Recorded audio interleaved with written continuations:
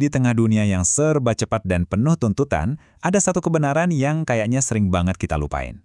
Hari ini, yuk kita coba timbang dua hal. Kekayaan materi yang kelihatan, sama satu harta yang nggak kelihatan tapi nilainya luar biasa, yaitu ketenangan jiwa. Kira-kira mana yang lebih berat ya? Coba deh, kita berhenti sejenak dan jujur sama diri sendiri. Di antara semua kesibukan, semua target, semua ambisi, pernah nggak sih kita nanya, sebenarnya apa sih inti dari semua yang lagi gue kejar ini? Ujung-ujungnya buat apa? Banyak dari kita, mungkin termasuk saya dan Anda, udah berhasil ngisi tangan kita dengan macam-macam kesuksesan. Dengan harta, dengan emas, ibaratnya gitu. Tapi, anehnya, tangan yang penuh itu seringkali nggak bisa ngisi hati yang rasanya kosong.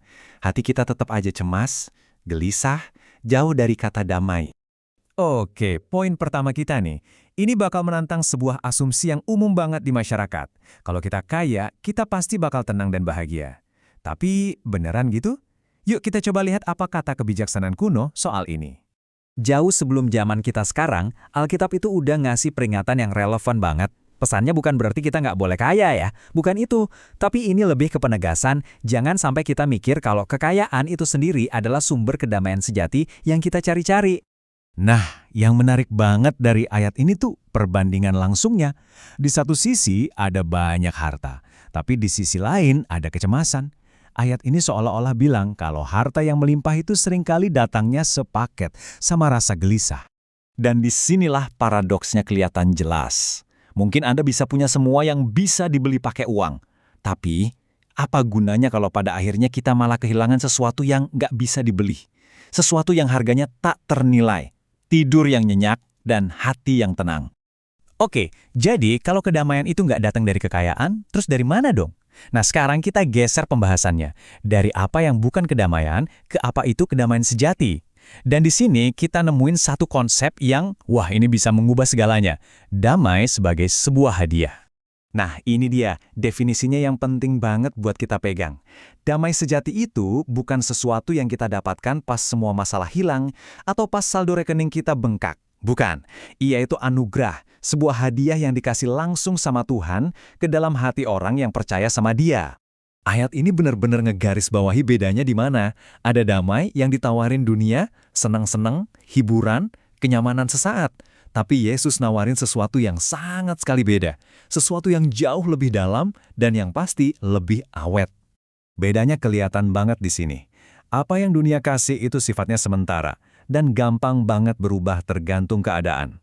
Mobil baru, liburan mewah, pujian orang, semua itu bisa hilang dalam sekejap. Tapi hadiah dari Tuhan itu damai yang menetap, yang bahkan kadang nggak masuk akal kita. Dan yang kerennya lagi nih, kebenaran ini tuh nggak cuma ada di satu tradisi aja loh. Kebijaksanaan kuno dari timur juga ngomongin hal yang sama persis. Ini nunjukin betapa universalnya prinsip ini buat kita semua sebagai manusia. Coba deh kita resapi bareng-bareng 3 pepatah bijak ini.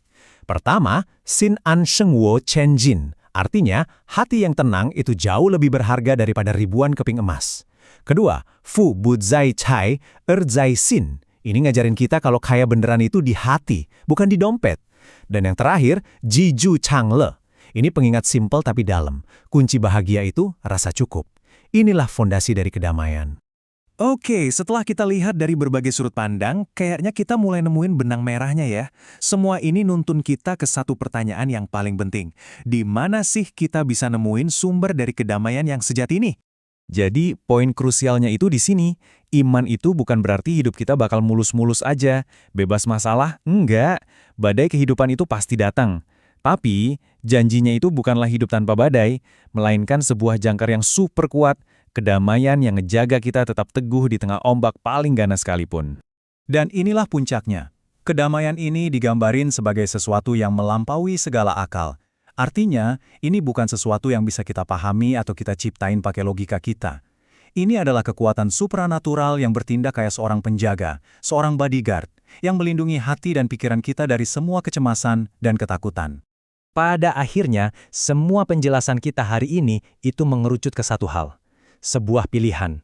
Sebuah pilihan personal yang harus kita buat bukan cuma sekali, tapi setiap hari dalam hidup kita. Coba deh, bayangin sejenak.